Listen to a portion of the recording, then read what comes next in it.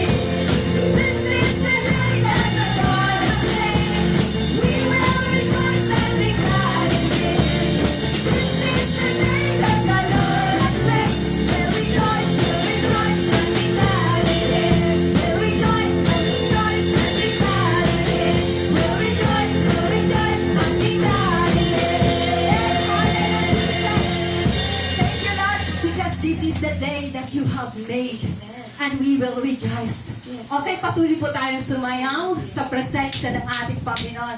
Give your best dance to the Lord. Hallelujah. Woo!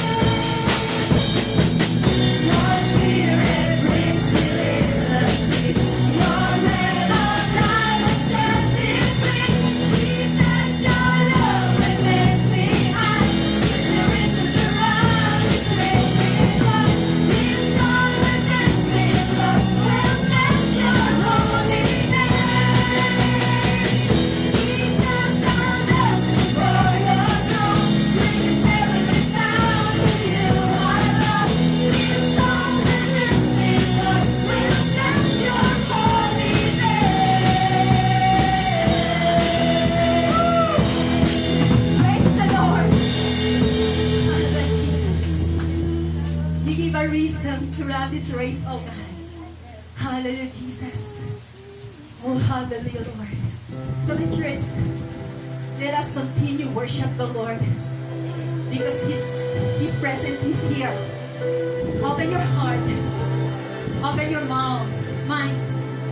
Talk to the Lord while we are singing this song. Hallelujah. Lord, we believe that you are here. We believe that you are here, oh God. And we believe your word. Because when you said, it is done. Hallelujah, Jesus. Hallelujah, Jesus. Come on, church.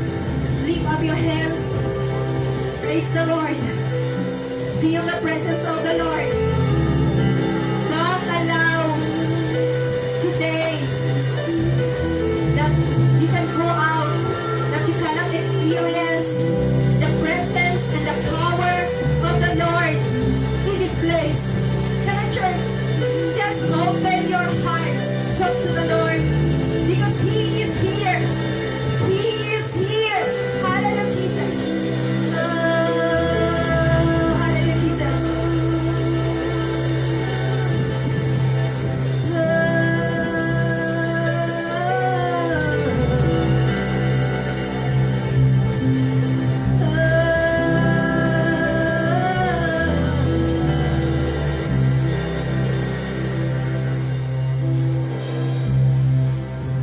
They say this mountain can be moved. They say these chains will never break. But they don't know you like we do. There is power in your name. We cannot, there is no way to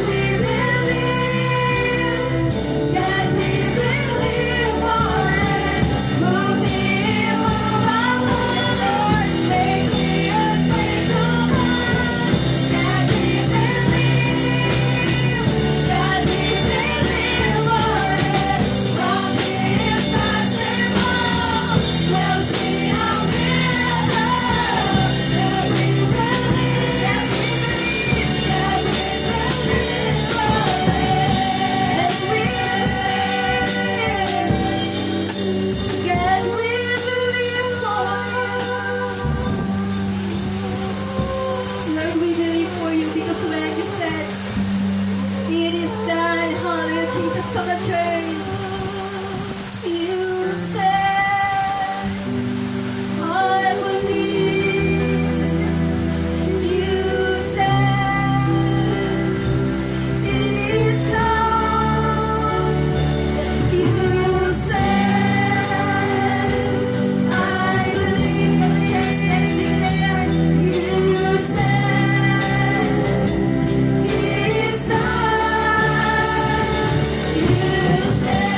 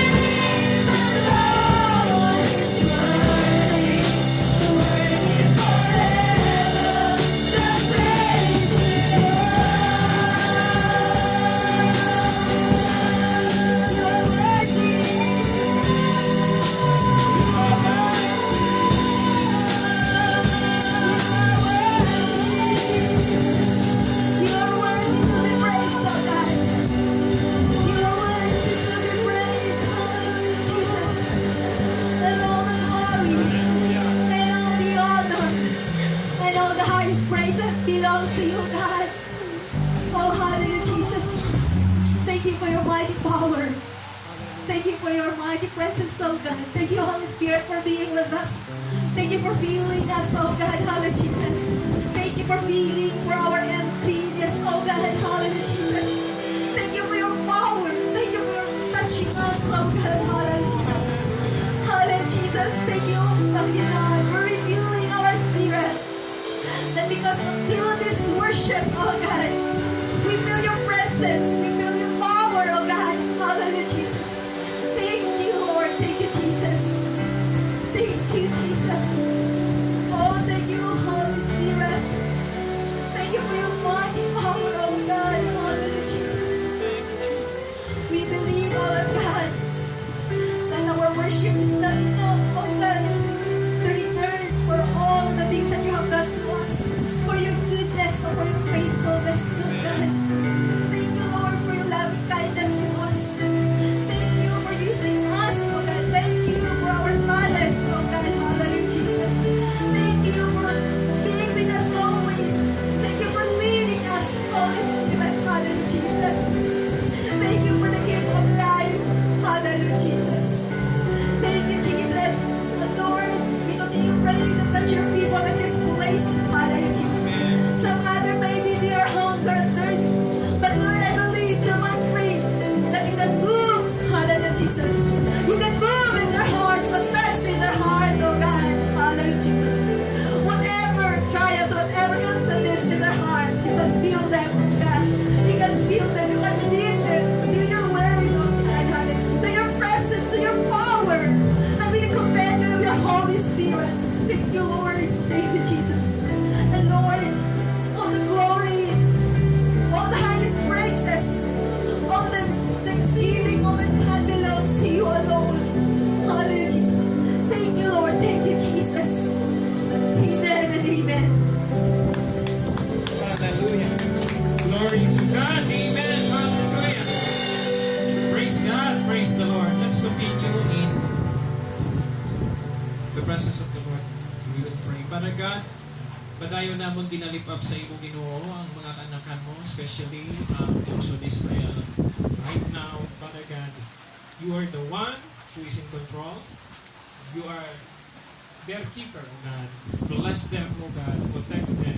Especially our beloved friends and relatives or ang mga kilala namin Ginoo o mga friends namin Panginoon that working in the nation of Israel. Bless them, O God. Protect them. And also, we pray, Panginoon, sa favor mo sa lahat ng mga puso sa bilog na Middle East, O God. I pray, O God, right now, O God, na ikaw mag-intervene sa ilang mga plans, lalo na, Panginoon, sa pag-atake o ano pa man gagawin nila. Lord God, tunggan mo po ito. In Jesus' name. And thank you, Lord God, that the Philippines, O God, is the recipient, Panginoon, ng only blessing physically to the spiritual, O God, through Israel, O God. We pray, Panginoon, sa people, Panginoon, sa Pilipinas din, and we can, Panginoon, sa iba pang mga pusod, na patuloy, Panginoon, ipinagtatanggol at dinidepensahan ang mga kanakan mo, O God. Not only here, but to the whole world. Bless everybody, O God. And also, as we listen to your message this morning, O God, let your presence be upon us. And thank you for the worship that patuloy pong magiging encouragement sa bawat isa sa amin. We give you praise in Jesus' name. Ang lahat ng banal. Amen. Amen and amen. Praise God. Continue na lang po sa stand. Pray po po at papasahin po natin yung word ng Panginoon ngayong umaga. In John chapter 6 verse 15 to 21. Okay? So, sabi po rito, when evening came, Jesus' disciples went down to the lake, got into the boat, and went back across the lake toward Capernaum. Night came on, and Jesus could not come to them. Verse 18, by then a strong wind was blowing and stirring up the water. The disciples are rowed about 3 or 4 miles when they saw Jesus walking on the water, coming near the boat, and they were terrified. Don't be afraid, Jesus told them. it is I. Then they willingly took him into the boat, and immediately the boat reached land and the place they were heading for. I'm reading from the Good News International Version. Okay, so let's pray. Father God, once again, sa umagang ito, let your presence be upon us. And salamat, Panginoon, sa presensya mo na para rin songs, Panginoon, ng buko ng ulan habang nagatayaw kami, Panginoon. Hindi po, Panginoon, nakadisturb, and even, Panginoon, na ramdaman namin, Ginoo, ang malamig na presensya ka. Bless each and every one as we listen continuously to your message this morning. We give you praise in Jesus' name. Lahat ng sabi na, Amen. Amen. Nakapuko na po ang glory to God. Hallelujah. Salamat sa presensya ng Panginoon. Salamat po sa bawat isang narito. And of course, ang message po natin ngayong umaga ay talagang maka-encourage po sa atin. No? In John chapter 6, verse 15 to 21, alam po kung iba, ala na to, pero as we continue searching the scriptures and studying it, marami pong ginagawa o marami pong binibigay ng detalye at insights ang Panginoon. Kaya ang titulo po ngayong umaga natin ay Walking with Jesus Christ. Makikita rin natin yung text na to kasi tatlo ang sumulat. Si Matthew, si Mark, at si John. Okay? Sa Matthew chapter 14, verse 22 to 23, 22 to 33, and Mark chapter 6, 45 to 52. Pero mas pinipili ko po ang John chapter 6, no? na passage because hindi masyado siyang malawig. Detailed man siya. No? Kakanami po ng pagka-plastar o pagpresenta ng author o ng writer ng passage na to, no, na kahit ang sino man na masinipilang na malagpas sa madaling niyang maintindihan. So, ang background po nito, si Jesus ay nasa sa mount, and pagkatapos nun, dumating na kailangan na nilang tumawid kasi kailangan nilang magpahuway. Then, sabi dyan, pagpunta nila sa lake, hindi kagad sumama si Jesus Christ. Actually, nag-pray muna siya. Pinauna niya yung kanyang mga lagad. And, noong gabi na, nakita na lang nila, naglalakad na si Jesus Christ sa tubig, papunta sa kaniya. Pero marami pong bagay kita makukonsider dito kasi po yung lugar na pinuntahan nila, I hope and pray, no? Pero kasi si Sister Nude nakapunta na doon, lake siya na mapunta ng Capernaum. So, sabi sa description ng ibang mga commentaries, itong lake na to, all year around, very calm siya. Ibig sabihin, hindi mahirap mag-travel by sea or by lake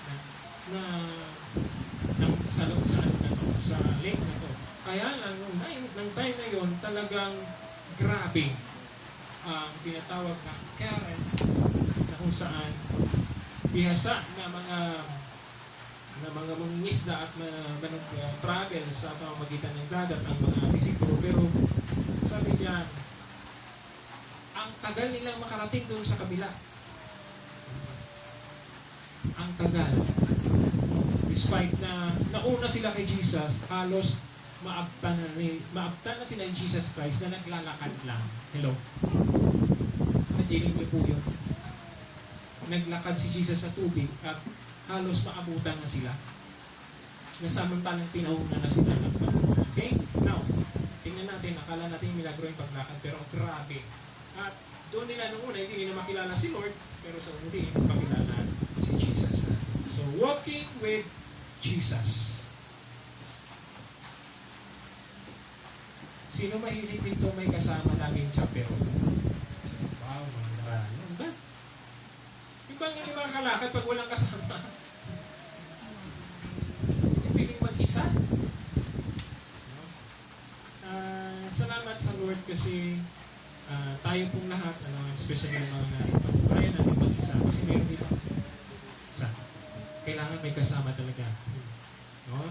Lalo na yung may mga PW, person with disability, hindi pa talaga mag-isa yun. kailangan mo yung kasama. So, ngayong umaga po, walking with Jesus talks about not only the physical, but it is the spiritual aspect ng ating mga life. Kasi yung physical, hindi na natin mababago yung sitwasyon. Pero sa spiritual, marami tayong matutunan.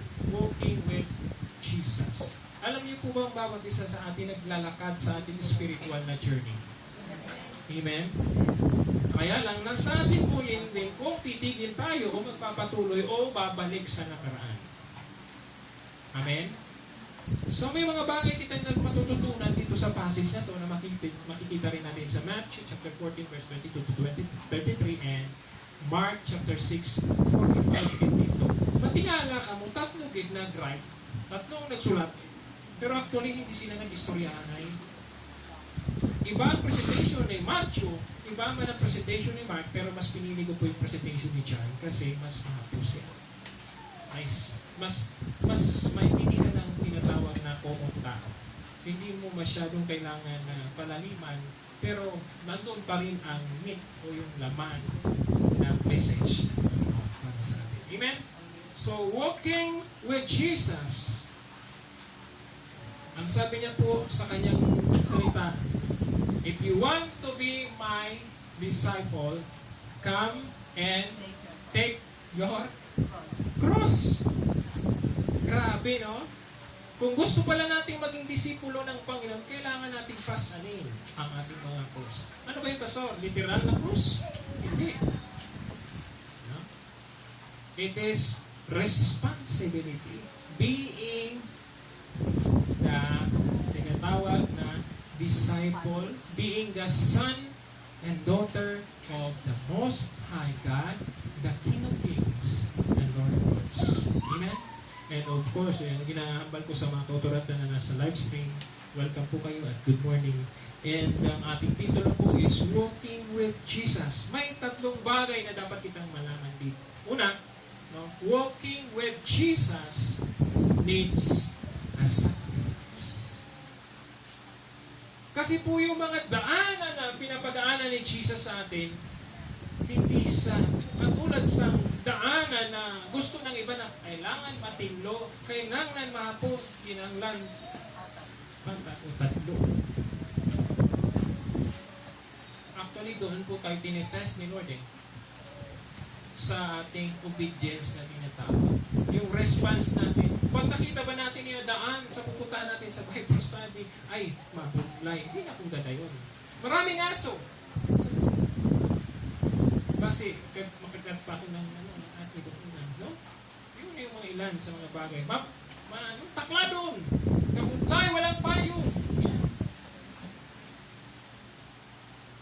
Grabe. Salamat sa Lord. Salamat din yung ministry, isa sa nung nandun sa Bicol, halos hindi pa naglalayo dito. May mga taklado man. Pero nung nakakadto ko sa Badyangan, doon ko nakakita na pag lakad ka, bababa ka sa ilalim, hindi ka na makikita. Pag ganun ka na, bubutuan ka naman, para kang lumakoy sa bukid. Tapos, pero malayo po ang distance nung unang pinayon niya ng personalis.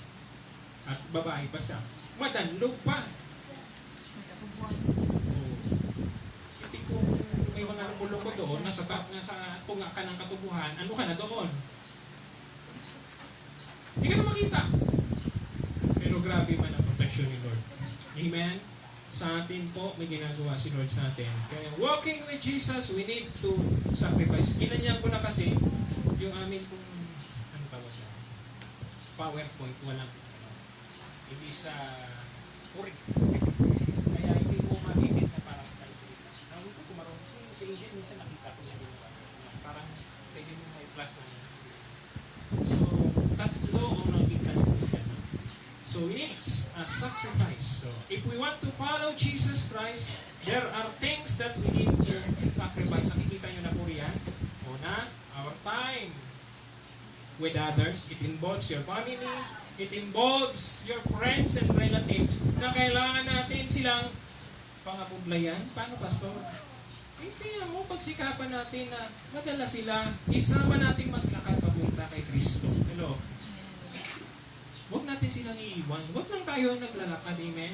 Sino na po dito nakalagaw, hindi ko na sa esplanade? Wala pa yung iba. Nami mo maglagaw.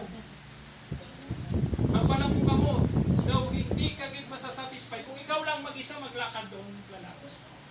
Daw kulang gid ang kabuhi mo, pero may kuukudupon ka. Wow! Daw hindi mo gid mabatsagan ang almost kulang-kulang ni 2 kilometers o gano'n.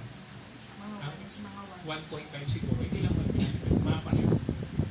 Ang sarap po, kasi hindi mo mararamdaman yung kalayuan ng distansya. Tsaka, may mga lindungan, tapos may mga prutas, mayroon din mga halaman. Kami nabisi kami umuwi si Pastora Joy, sinama niya yung dalawang kaibigan niya.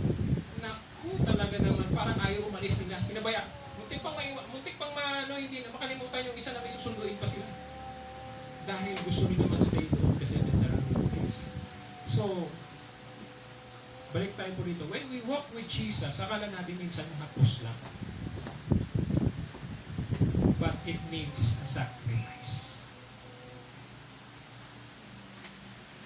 Paano mo na ang batas nun? Let's take a look.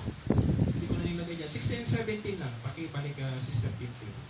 Ang sabi sa 16-17, when the evening came, Jesus and the disciples went down to the lake. He got to the boat and went back across the lake toward Capernaum. Night came on and Jesus still had not come to them. Ibig sabihin, pinauna sila, pero parang literal gamitin na natin daw napabayaan. Pero hindi talaga pinabayaan ni Lord. Tinesting ng niluto, yung mga tao to. Yung talaga susunod sila sa pagpagawa ng Panginoon. Sakripisyo po yun, mag-grow ka. Against the current. Kabuglay nun. Experienced fisherman to mga to. Sabi niya, 3 to 4 miles pa. Oh, grabe. Yun pa lang yung ako po, na-testing nyo na po magsakay sa Bisagwan. Ha? Na kayo talaga nagsagwan. Hindi pa. Kami na-testing namin ni Pastora Lisit, kay Pastora Joy. Yung flat bala na, anong tawag yan? Yung pwede sa mga shallow bala na maliit na boat lang. Hindi pwede yung may madalot. Siya, kasi mababaw natama siya sa mga bato-bato namin. 3 kami. Pero pag kabig ng isa, hindi nabawi na isa, umiikot ang yung namin, sasakyan namin. Gusto niya, di ba? Pansin nyo yan? Pag hindi kayo marunong managwan, imbes magabante, mas kumatras pa. Hindi lang yun. May current pati. Agusin kayo ng dadalhin kayo ng current kung saan yung pwersa ng tubig. Akala kasi na yung tubig, mag-wave lang. Hindi, may current po yun. Kaya nung umupo kami, sabi ko, huwag kang malikot. 3 lang tayo rito, walang tutulong. Although pag mahulog ka, hanggang dito lang naman tubig. Salo nga May 3 kami, sagwan. Mabuti na lang experience yung malugsagwan man namin. Marunong sa bawi kami.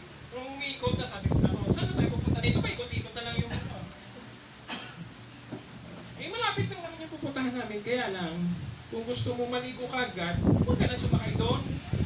Tumangoy ka na lang para makarating doon sa parang tutuluyan namin. Ganun yun Sabi ko, ang ganda. Ngayon na-experience, sakay na ako ng boat na walang cutting at saka may cutting na tinatawag. At nakarow na rin ako nun. Pero yung makasama mo hindi rin marunong magkana, sigurado, para kayo nag-ikot-ikot lang ng sa... Tapos magalaw pa, ay walang yun. Walang cutting nga yun. Pag kunti lang yun, sigurado, ba? Mataob git ang... I-flat nga yung niya Wala talaga, hindi dinisign. So, mga kauturan, ang punto ko po rito, although experience na yung mga disciple ni Lord, still nabudlayan sila. It needs sacrifice. Pwede bumalik yung mga disipulo ni Lord doon sa pinuntahan ni Jesus. Lord, huwag na tayo pumunta kasi ang hirap magsagwan. Di ba? Pero ipinagpatuloy na. Why? Because God is doing something for them and for us. Na hanggang ngayon po, itong story na to, hindi po kumukupas. Na-amaze ako mamaya baka makalimutan ko lang, pero may isa pa dito kasi naglakad si Jesus na hindi lumulubog. Ang alam ko lang, yung training ng Scout Ranger, nakita ko talaga sa Bicol, yung paano nila na anong tawag yan, Sister Pe? Ang military boots pala? Combat shoes. Mapansin mo, hindi lumulubog sa lupa. Pero ang inaagihan nila, talamnan talagang rice field. Kasi may training po. Paano ka maglalakad na hindi lulubog ang boots mo? Kailangan mabilis ang kilos mo. At the same time, hindi ka magtitinil sa isang area. Kasi kung mabagsak yung kasi mabigat ka eh. Ang bilis ano nila to. Lakad-takbo lang yan. Doon ko nakita ang Scout Ranger. Sabi ko, wow, ganyan pala sila. Parang hindi mo mararamdaman yung apak nila doon sa next. Ang wala nang makikita at bakas. Grabe. So, binibigyan ko po kayo ng impas ng comparison kasi wala pa tayo nakita na nakakad sa tubig yun. Pero sa mga malao, marami tayong nakita na lakad sa malao. Na, wala pa nga nila kalayo daw, grabe. Diba? Pero lain ang istorya, kung ikaw ay naglakad sa malao daw ay kapaputikan. Kanabi, no? Paano pa niya story? Yung iba hindi marunong agihan lahat ng mga balaanan nila malao ang pamaagi. Hindi mangita ka ng hindi malao. Kami, nakatuon kami. Ako mismo, nakatuon ako doon sa balay. Matabit ka sa kung hindi ka kabalo, pwede ka maulong ko sa talamnan. Noon, wala pa yun simento. Ngayon, may simento na noon. Wala. So, praise God, no? It involves or it needs a sacrifice. Mga kapatid, sa paglilingkod sa Panginoon, kailangan itong sakripisyo. Kung gusto po nating sumunod kay Jesus, kailangan ng sakripisyo. Hindi bed of roses ang paglilingkod kay Lord. Pero sa mga susunod, may blessing. Not only blessing, may miracle. Amen? So, nandiyan po yan. Sabi ko dyan, we need to sacrifice ang ating time with others, career or positions, and resources. Tatlong bagay po na dapat natin minsan kailangan i-sacrifice. Natanungin ko po kayo, meron pa kayong mga sinacrifice? Hallelujah. Pastor, wag mo na akong tanungin ko ano yung sinacrifice.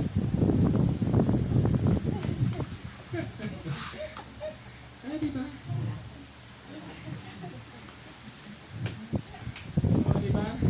Grabe. Alam niyo po kung istorya natin mga sakripisyo ko yung line-line kitang history. Pero one thing for sure, pag yan po ginawa mo kay Kristo, may reward ka po sa Kanya. Amen. Amen. Kasi po ang pagsunod kay Lord at ang walking with Jesus talaga pong hindi lang very historical, very memorable sa ating po ito. Kasi walang sino man na piling makatupong sa gagawin ng Panginoon sa iyo kapag ikaw ay nagpatuloy sa paglilingkod at paglakad ng may kabanalan patungo sa karya ng Panginoon. Amen?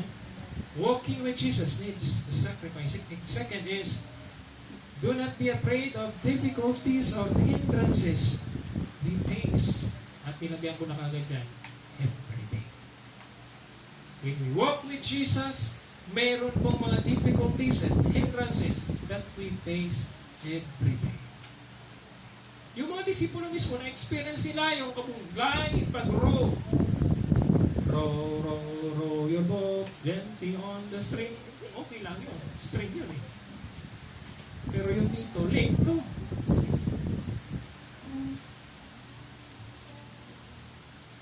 Do not be afraid of difficulties or hindrances we face every day.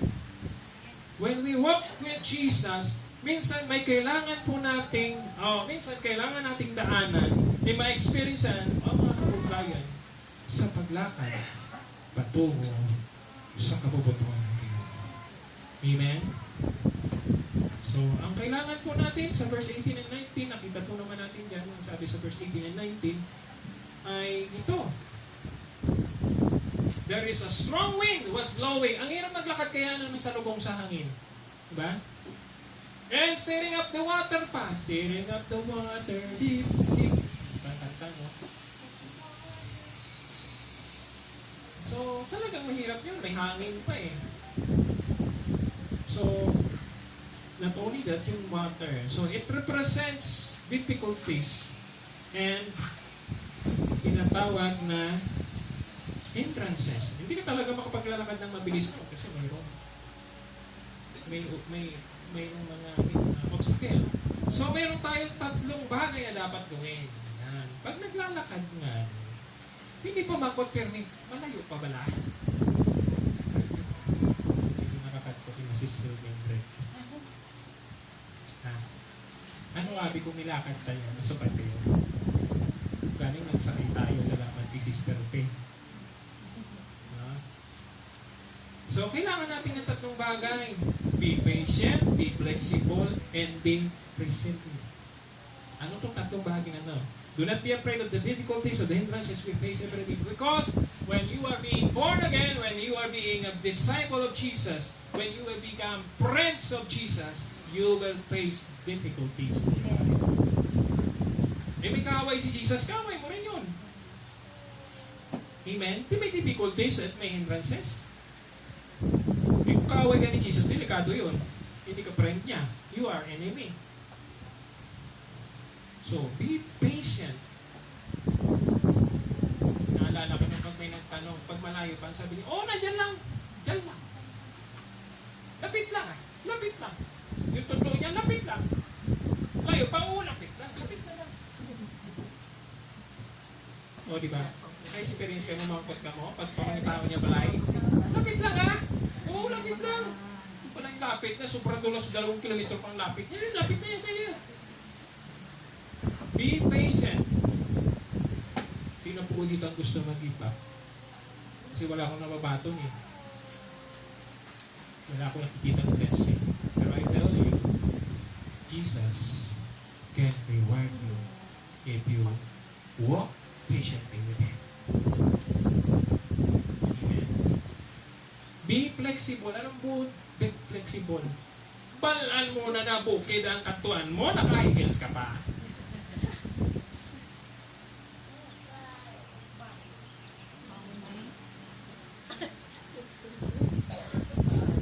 Sa pag-alagad sa Ginoo, i-expect mo minsan makukman ka. Hello? Amen. Sagad ka makita ng mga, dapat may inumin kami pula. Sa mga mingingi, no, may mga kailangan ang ating iinumin. Dapat glass. Hard. Grabe, no? Pero sa pag-alagad sa Lord, when walking with Jesus, it involves being flexible. Ibig sabihin, marunong tayong makisama o makibagay, hindi makisama. Nain po yung makisama sa makisama. Hindi na yung ibig sabihin ng makisama. Alam mo yung pupuntahan mo manginginom, makikinom ka rin? Dapat hindi ganun. Paano magte-testify ka na? Ay, ako pala inom pala. Hindi. Okay lang, appear tayo. Paano na yun? Wala na. Hindi mo na may share si Jesus doon kasi walang testimony yun. Ano na yun? Sira na. Flexible. So, kailangan po sa ating paglakad, dapat ay ang duty nito ay lalawin mo.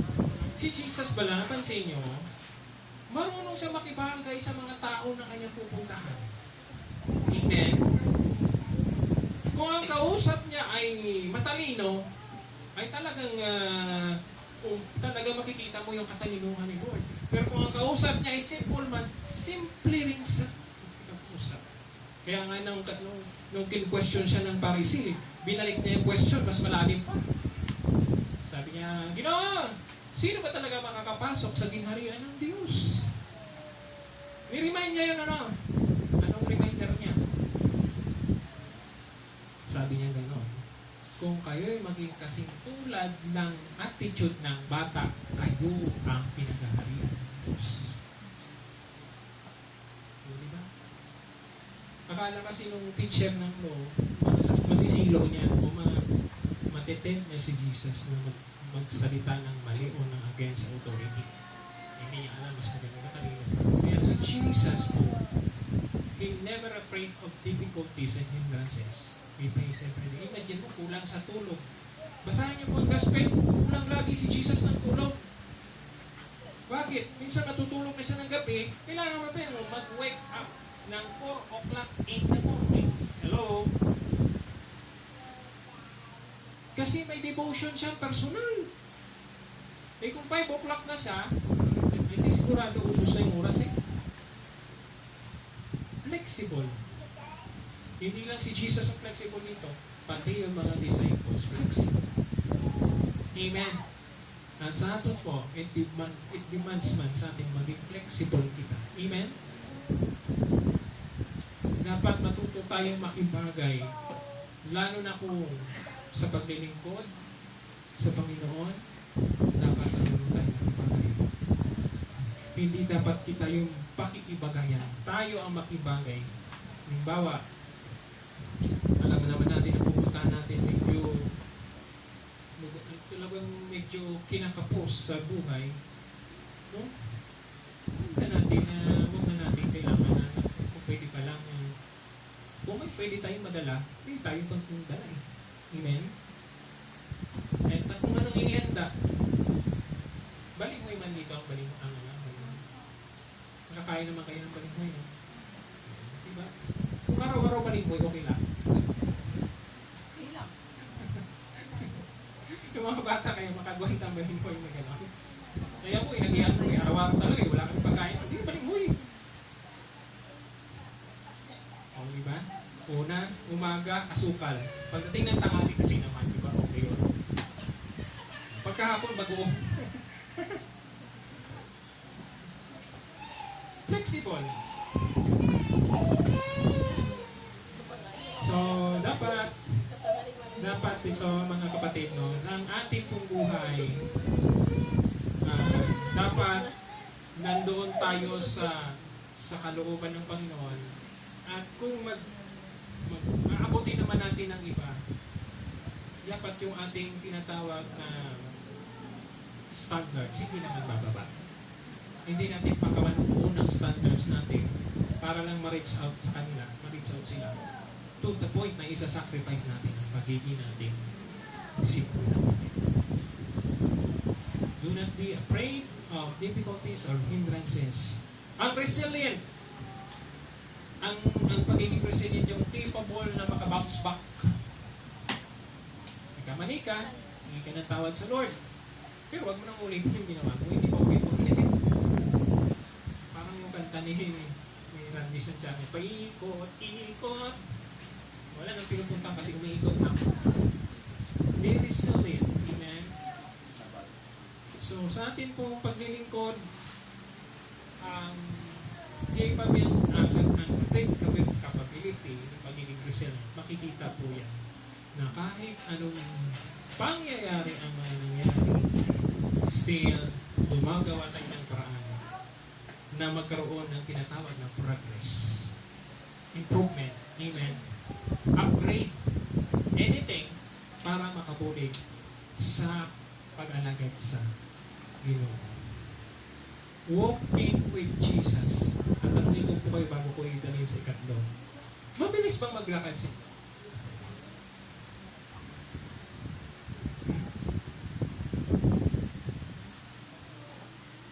Mabilis po ba siya? O mabagal?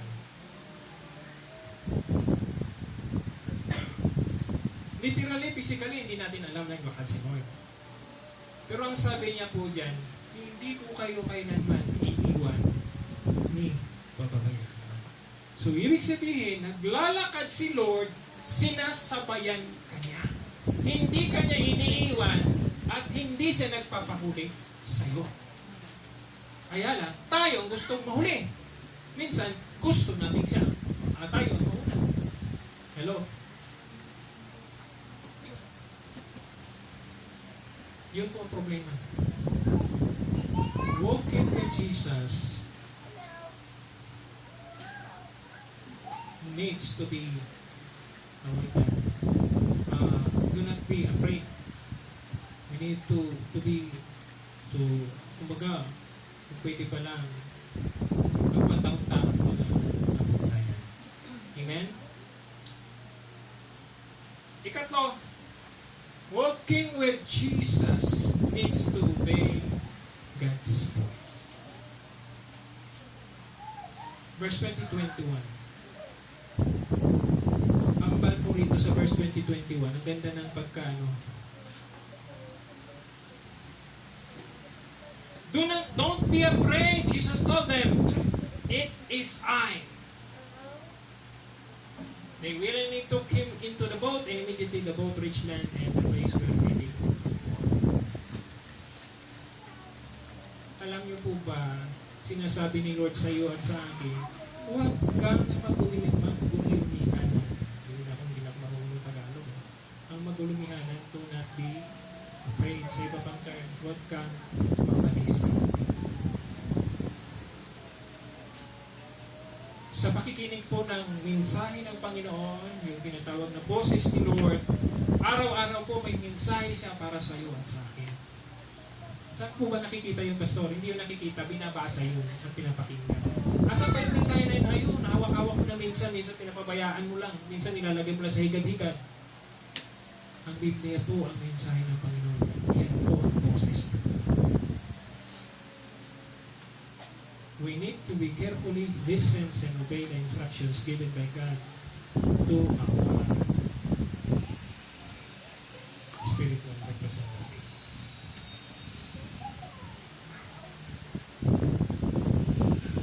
Minsan ginagamit ni Lord yung message niya o kaya yung messenger niya, yung nagre-represent sa Kanya, pero minsan ayaw natin tanggapin. Kasi meron naman tayong ibang pinamatihan pa. So dapat, dito po, obedient kita. Amen? Bakit? Nung tumawag si Jesus dito sa mga disipulo, natakot sila at ang sabi nila, may mumo! Dito wala namang mumo pero may boses. Sabi niya, hello, mic test. Hello, Ren. Alam niyo yung mga naiwan dito. Praise God. Wala naman. Yun lang yun. Glory to God. Testing mic test daw.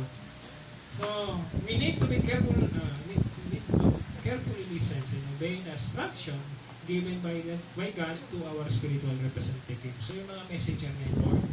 Ang mga messenger ng Lord, maraming pamaraan yan. Minsan, dreams, visions, or yung mismong literal na kapatid natin sa Panginoon may mensahe na pinapadala sa pamamagitan.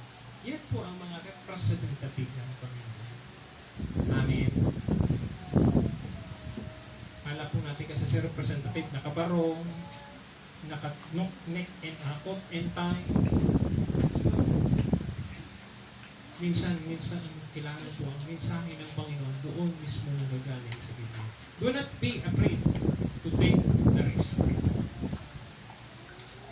Tanong ko po sa inyo, no? Sino na po na muntik-muntik na pong iwan si Lord? Dahil ang hirap ng buhay niya, ang hirap ng kanyang kalagayan, muntik-muntik na nag-iwan. Yung mga nagpa-backslide, yun, ilan yun sa example. Yung minsan nakalimutan mag-church, may possible po yun. Kasi pwede masundan eh.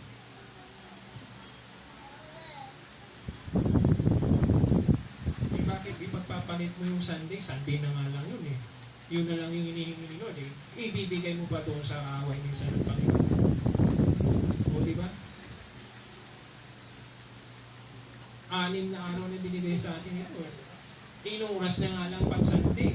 Diba? So dito pa, tinuturuan tayo ng Panginoon. Amen. Bigay po natin at makinig po tayo sa ipinapagawa ng Panginoon. Kasi may reward. May reward po lagi. Walang bagay na yung sinacrifice para sa Panginoon na hindi niya po tutumbasan o i-bless. Amen. Dami pong example, lalawin po tayo. Paul na nag-take ng risk sa pagsunod sa Panginoon. Pero po, hindi pinabayaan na ang Panginoon. Sa New Testament, ang dami. Ma-mention lang po ko para mayroon tayong... Si Mary, she take the risk of carrying Jesus Christ in her belly. Although hindi pa sila kasal ni Joseph. Ano niya naman kung ano nangyayari kung hindi ka pakasal. Pag nalaman ng tao yung babatuhin ka hanggang lumatay kasi ang kala nila immoral ka, prostitute. Marami pong risk. Marami po. Ang lumension ako, ang dami. Lahat ng mga disipulo ng Panginoon nag-take ng risk. Actually kahapon, may nag-post sa aking mga classmates. Yung kung paano namatay, ewan ko i-research nyo kung paano namatay yung 12 disciples. Kung paano ginawa kay Peter, anong ginawa kay John, anong ginawa kay Matthew. Mababasa nyo kung anong ginawa sa kanya. Pero hindi nila give up si Jesus Christ. At hindi rin nila dinilay si Jesus Christ. Ma-mention na ako isa. Si Peter po, pinatay sa pamamagitan ng patiwarik na ipinako. Si Paul pinagutan ng ulo pero hindi kagad basta pinagutan. Pinahirapan. Si John the Beloved po, kaya tinawag na John the Beloved. No? Akala kasi ang pagkaintindi natin, in-imprison lang siya sa island ng Patmos. Hindi pa yun. Una, bago siya in-imprison sa island ng Patmos, sinuli siya, tinorture siya. Pagkatapos, pinaliguan siya hindi na siya pinaliguan, ininagay siya sa kumukulong langis. Alam niyo po yung kumukulong langis? Hindi po yung mantika na ginagamit natin ngayon. Ha? Yun yung langis na ginagamit sa mga torch noong una. Nilagay si John the Beloved sa malaking kawa. Kumukulong noon. Tayo nga, napasok lang ng konti, grabe na, yun siya pa. Pero hindi napatay si John. Miracle, walang kasugat-sugat. Kaya ang ginawa sa kanya, tinatapon siya doon sa island ng Patmos for the rest of his life. Pero, ilang taon lang po, he was free. At siya lang po sa mga disipulo ng Panginoon ang namatay naturally. Walang panatingan. Hindi na to. Kumbaga hindi inalaw na talagang mamatay na torture, ng cruel. Kasi namatay isa sa katanda. So, sa paglilingkod po sa Panginoon, lalo na sa pagsunod, paglakad sa ating Panginoon, may mga risk tayo kailangan gawin. Amen? Para masunod ang kalooban ng Panginoon.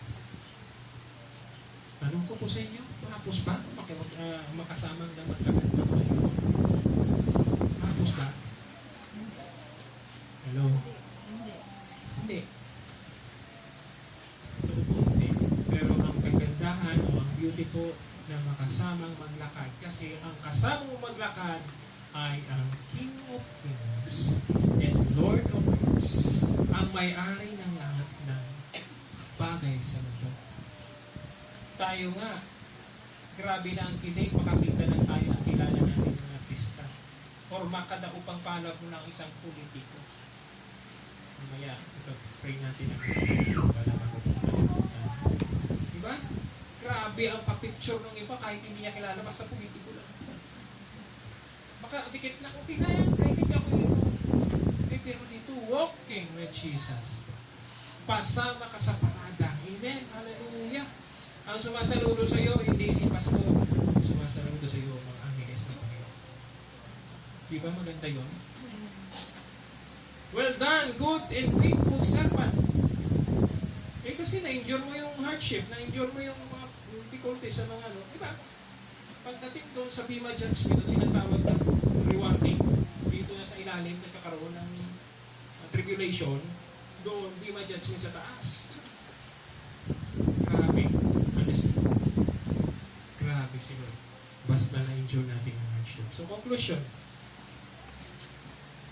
Sabi po ng Psalms, blessed is the man who does not walk in the counsel of the wicked, or stand in the way of sinners, or sit in the seat of mockers. But his delight is in the law of the Lord. On his law he meditates day and night. He is like a tree planted by the streams of water, which yields its fruit in season, and whose leaf does not wither. Whatever he does, prosper. Dito muna po tayo. Dalawang part po yan. Alam niyo po, kapag tayo ay sumusunod sa Panginoon, naglalakad na kasama ng Panginoon, ang sabi po dito sa Psalms, pinagpala ka na. Hindi ka lang papalain pa lang. Pinagpala ka na. Amen? Kasi kasama mo yung na-endure mo yung mga hardships, nagawa mo yung pinagpagawa ng Panginoon, pinagpala ka na. At ang sabi ko rito, ikaw ay pinili na. Ano pa yung isang term? Hindi po pinalo, pinili. Di ba yung pinalo sa pinili, ha? Now, tignan niyo po itong 4, 5, and 6. Iba pong difference niya. Sabi niya, not so wicked. They are like a shaft that the winds blow away. Therefore the wicked will not stand in the judgment, nor sinners in the assembly of the righteous. For the Lord watches over the way of the righteous. Hallelujah! For the Lord watches over the way of the righteous, but the way of the wicked will perish. Sa paglakad po, tatanungin ko po kayo ulit, alin po ang susundan natin? Of course, ang sagot ko, siyempre, pastor, yung daan ng inilaan ng Panginoon. Pero sasabihin ko rin po sa inyo, sa ating lahat, hindi madali ang journey natin. Pero ang maganda, kasama natin. Amen. Kung nahihirapan ka, nandyan po ang Panginoon maglakad kasama. Kung ikaw ay madadapa, nandyan po ang Panginoon para sulusin. Kung kailangan mo ng tulong, nandyan din po ang Panginoon. Kaya lang, kailangan mo sumama at samahan ng Panginoon sa paglakad. Hindi ka dapat huli, hindi ka rin dapat mauna. Amen. Sabay. Sabay po tayo sa Panginoon. Tumayo po tayo lahat. Hallelujah. Glory to you, Jesus. Walking with God, walking with Jesus, it involves ang mga bagay na dapat natin sacrifice. It involves ang tinatawag na we have to overcome the difficulties and hindrances that we face every day. And sabi dyan, ang last, we need to obey God's voice. We need to execute what we wanted to do in our lives. Hallelujah. Glory to you, Jesus. Oh, hallelujah. Praise you, God.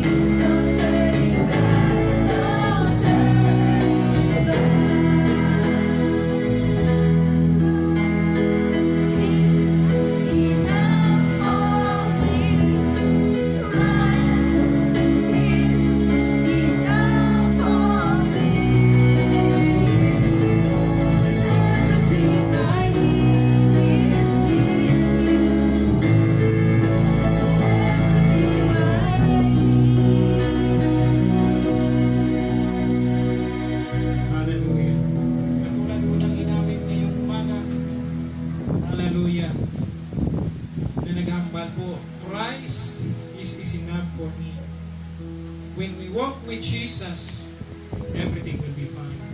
Yes, everything will be fine despite na may hardships, despite na may difficulties, despite na may mga hindrances, despite na kung kaisa may mga sacrifices kita himuon, pero wala pong iyang katupong o katumbas sa blessing na tatanggapin natin if we will continue, if we will stay with the presence of the Lord.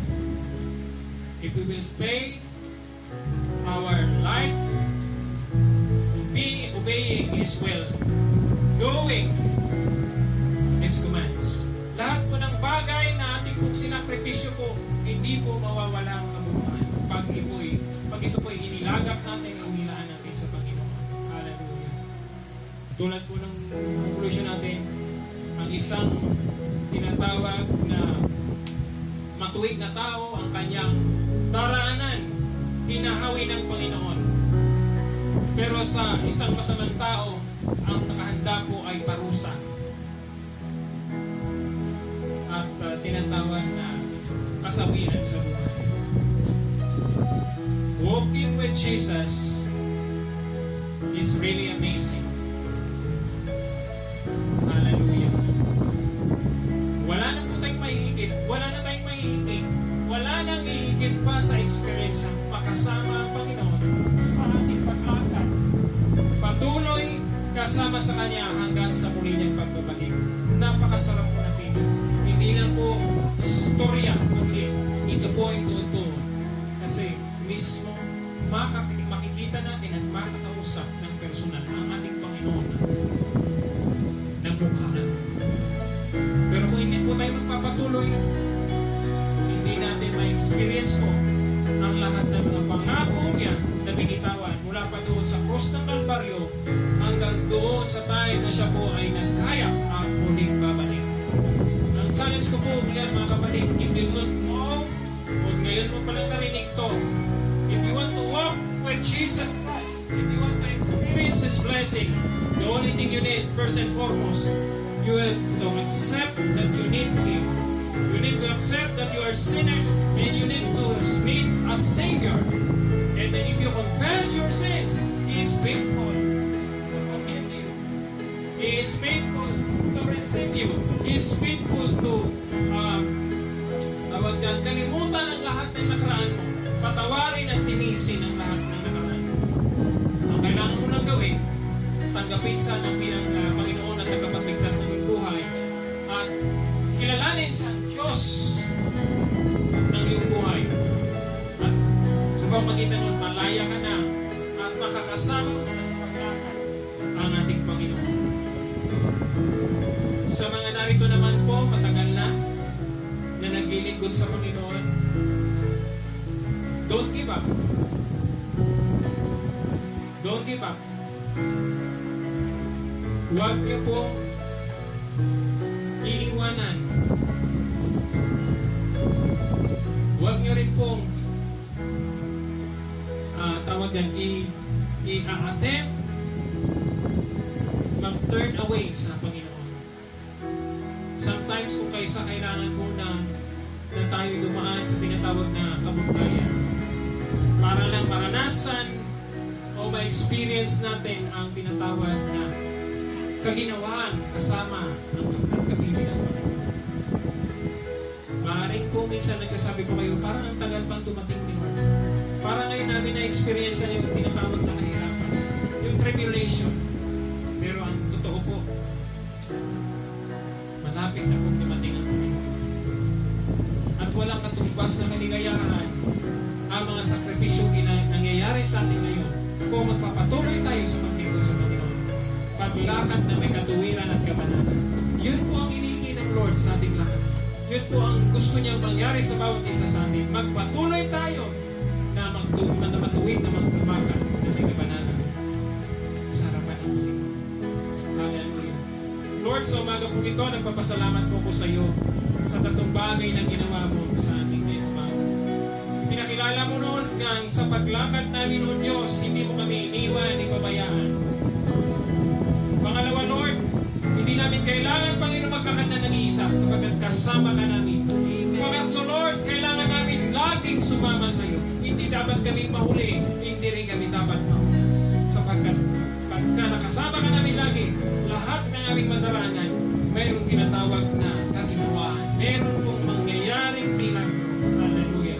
Katulad ng ginawa mo sa iyong mga disipulo, when they responded to your calling, when they responded to your instruction, and they follow you, Lord God, miracles will happen. And I do believe, Panginoon, sa lahat ng narito, when we continue to follow you, Jesus, and we walk with righteousness, there will always a blessing for us.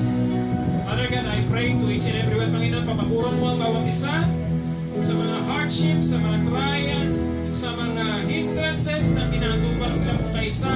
Father God, ikaw ang nakakita ng kanilang mga sitwasyon. Ikaw, Ginoo, ang kamalo. Kung paano, Panginoon, mahatagan sila ng kaginhawaan.